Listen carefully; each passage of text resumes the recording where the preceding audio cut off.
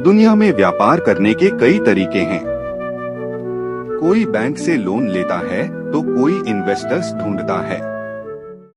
लेकिन क्या आपने कभी सुना है कि कोई भगवान किसी कंपनी में वर्किंग पार्टनर हो? राजस्थान के चित्तौड़गढ़ जिले में एक ऐसा दरबार है जहां रसीदें कटती हैं, मुनाफे का हिस्सा दिया जाता है और हर महीने करोड़ों का टर्नओवर होता है। पहला रहस्यमयी सवाल।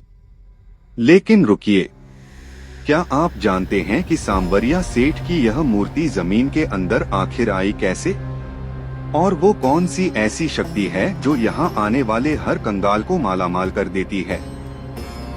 इस रहस्य का खुलासा हम वीडियो के बिल्कुल अंतिम हिस्से में करेंगे। बने रहिए हमारे साथ। कहानी शुरू होती है साल 1840 में। मंडफिया गांव का एक साधारण ग्वाला भोलाराम गुर्जर। भोलाराम को एक रात ऐसा क्या दिखा जिसने उसकी रातों की नींद उड़ा दी? क्या उसे किसी खजाने का पता चला? भोलाराम को सपने में स्वयं भगवान श्री कृष्ण ने दर्शन दिए और एक खास जगह बताई, बागगड़ा की छापर। वहाँ जमीन के नीचे तीन प्राचीन मूर्तियाँ दबी थीं।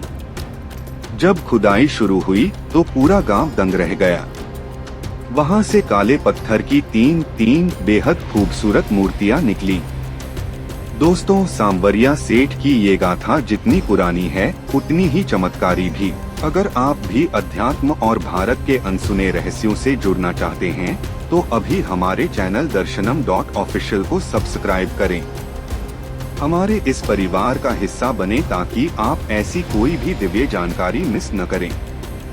अब बात करते हैं उस सबसे बड़े रहस्य की जिसकी वजह से सांवरिया सेठ को सेठों का सेठ कहा जाता है।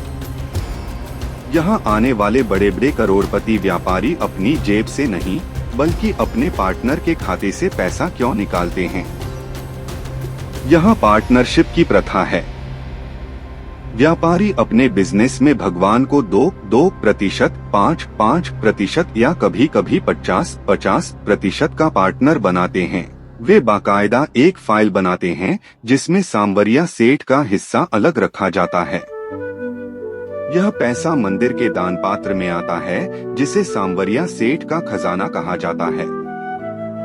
जब यहाँ का दान पात्र खुलता है तो वह किसी बैंक के खजाने से कम नहीं होता। क्या आप अंदाजा लगा सकते हैं कि यहाँ के दान को गिनने में कितने दिन और कितने लोग लगते हैं? हर महीने जब दान पात्र खुलता है तो नोटों की गिनती लगातार 3 से 4 दिनों तक चलती है। बैंक के अधिकारी और मंदिर मंडल के 100 से ज्यादा कर्मचारी मिलकर मशीन से नोट गिनते हैं। कभी कभी एक महीने का चढ़ावा 50 करोड़ रुपए से भी ऊपर निकल जाता है। मेवाड़ और मालवा का यह इलाका अफीम की खेती के लिए जाना जाता है। अफीम के किसान सांवरिया सेठ को अपनी फसल दिखाने सबसे पहले क्यों लाते हैं? क्या इसके पीछे कोई कानूनी या दैवीय कारण है? यहाँ के किसान अपनी फसल का पहला हिस्सा सांवरिया सेठ को अर्पित करते हैं। उनका मानना है कि अगर सेठ जी साथ हैं तो न फसल खराब होगी और न ही सरकारी लाइसेंस में कोई दिक्कत आएगी। किसान अपनी अफीम की डोडियों को मंदिर की चौखट पर छुआकर आशीर्वाद लेते हैं। क्या कोई भगवान को असली सोने का मोबाइल या चांदी का हवाई जहाज दे सकता है? जी हाँ, यहाँ के म्यूजियम में आपको भक्तों द्वारा चढ़ाए गए सोने के बिस्किट, चांदी के ऊंट, हाथी और यहाँ तक कि आलीशान कारों की चाबियां भी मिलेंगी। लोग अपनी मन्नत पूरी होने पर अपनी सबसे कीमती चीज भगवान को भेंट कर देते हैं। मंडफिया का यह भव्य मंदिर अब अक्षरधाम की तरह विशाल रूप ले चुका है। क्या इस मंदिर को बनाने में किसी राजा महाराजा का हाथ था? नहीं, यह पूरी तरह भक्तों के दान से बना है। इसकी दीवारों पर जो नक्काशी आप देख रहे हैं उसे बनाने में 20 साल से भी ज्यादा का समय लगा है। गुलाबी पत्थरों पर की गई यह कारीगरी राजस्थान की श्रेष्ठ वास्तुकला का नमूना है। अब समय आ गया है उस रहस्य को जानने का जो हमने वीडियो की शुरुआत में आपसे पूछा था। खुदाई के समय वो तीसरी मूर्ति कहाँ गई और वो विशेष घटना क्या थी? खुदाई में मिली तीन मूर्तियों में से पहली मंडफिया, जहाँ मुख्य मंदिर है, में स्थापित हुई।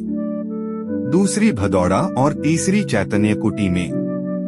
रहस्य यह है कि जिस दिन ये मूर्तियां मिली उस रात पूरे इलाके में गुलाबों की खुशबू फैल गई थी, जबकि वहां कोई बगीचा नहीं था। कहा जाता है कि सांवरिया सेठ आज भी अदृश्य रूप में अपने भक्तों के बिजनेस की फाइलों पर हस्ताक्षर करते हैं। तो दोस्तों, यह थी सांवरिया सेठ की महिमा। क्या आप भी उन्हें अपना पार्टनर बनाना चाहेंगे? हमें कमेंट में जरूर बताएं। वीडियो को शेयर करें और दर्शनम.ऑफिशियल को सब्सक्राइब करना न भूलें। जय श्री सांवरिया सेठ।